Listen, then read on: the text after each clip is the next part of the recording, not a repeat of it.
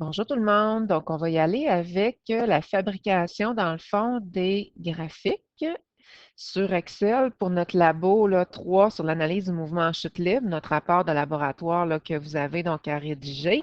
Donc, qu'est-ce que j'ai fait? C'est pas nécessaire là, d'écrire tout ça dans Excel. Tout ce que vous avez à écrire donc, dans Excel, dans le fond, c'est ces chiffres-là. Donc, pour le temps, par bond de 0,05. Bien sûr, on travaille toujours avec des virgules. En mettant les points, les virgules vont se faire automatiquement. La position, la vitesse, l'accélération. Donc, on met donc nos 4 colonnes. Pas nécessaire là, de mettre des titres. De toute manière, notre tableau va se faire dans Word et non dans Excel. Excel va juste servir à aller faire donc les graphiques ici. Fait que pour le premier graphique, tout ce qu'on a à faire, c'est sélectionner donc les 2 colonnes position temps. On les sélectionne, puis on va tout simplement aller faire, comme ça ici, insertion, petit graphique, donc graphique nuage de points. J'ai choisi donc lui ici, donc avec une courbe, parce que sinon ça aurait fait bizarre. Ça ici, ben bof, plus ou moins. Puis les points là, non reliés, ça n'a pas rapport non plus. Donc j'ai choisi celui-là. Donc on voit hein, que c'est le graphique que j'ai fait donc en dessous. Qu'est-ce qu'il nous reste à faire? Il nous reste à aller modifier donc le titre. Fait que vous pouvez modifier donc le titre comme ça. Vous pouvez aller ajouter donc des titres d'axe. Fait que élément ajouté, titre d'axe horizontal, ajouter un élément, titre d'axe donc vertical, comme ça ici. Et on peut aller donc le modifier. Bien sûr, on peut changer la couleur, on peut changer donc l'apparence, on peut changer donc la police. Fait qu'on peut donc tout changer. Pour ce qui est de la droite de régression, de la courbe de régression donc théorique, ben, je pense qu'elle est quand même pas pire, mais si on veut la voir, on s'en va donc avec notre curseur sur un des points, on clique sur la souris donc de droite et on fait ajouter une courbe de tendance. La courbe de tendance, ben, ici, ben, c'est sûr que linéaire, donc ça ne fait pas. Logarithmique, donc ça fait bizarre donc aussi. Donc, ça nous donne là, cette courbe de régression-là. Puis de toute manière, elle est comme parfaite, là. Mais sinon, on pourrait là, très bien donc l'ajouter. Pour ce qui est de la vitesse en fonction du temps, fait qu'on va sélectionner donc le temps. On va peser sur la touche sur notre clavier de portable CTRL, contrôle, et on va aller chercher la vitesse, comme ça ici.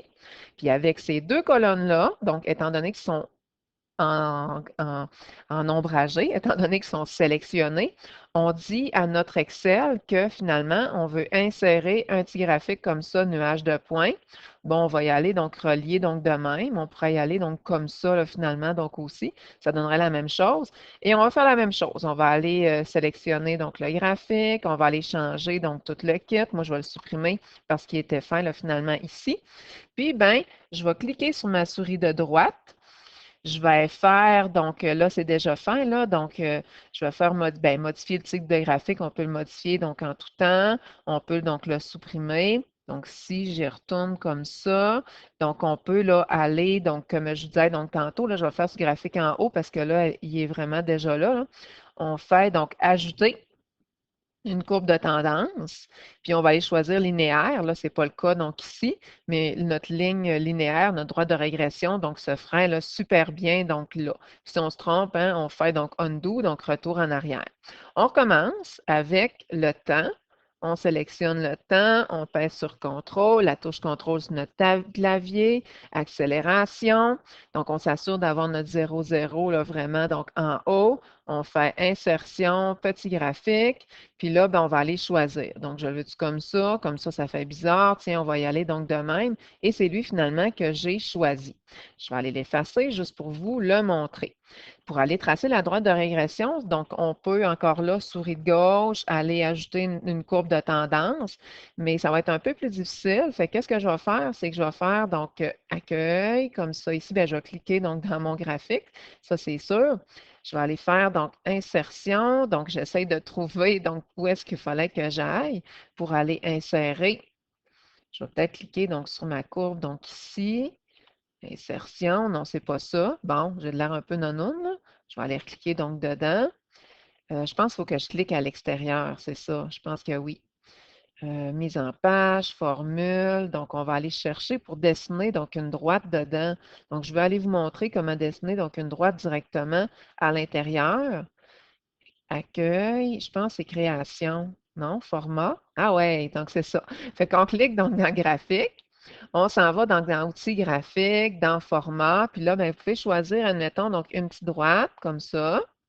Je clique dessus, puis je vais pouvoir donc aller dessiner, admettons, donc ma droite de régression. Je peux la mettre là finalement, donc où est-ce que je veux. Je peux même donc la descendre. Je peux double-cliquer dessus, donc changer, admettons, donc l'épaisseur, changer donc la couleur. Fait que ça, là, ça serait là vraiment une option donc pour vous. Bien entendu, hein, donc l'accélération moyenne est d'environ là, 428. Donc, on pourrait se placer, admettons, donc à 428, donc environ, là, pour signifier là, que ça coïncide finalement donc avec notre moyenne. Notre moyenne, j'ai pris 100 pour que ça s'approche là, pas mal plus de 980 cm par seconde, donc au carré. Si je relève ça, là, on va pouvoir avoir donc les trois donc finalement ensemble.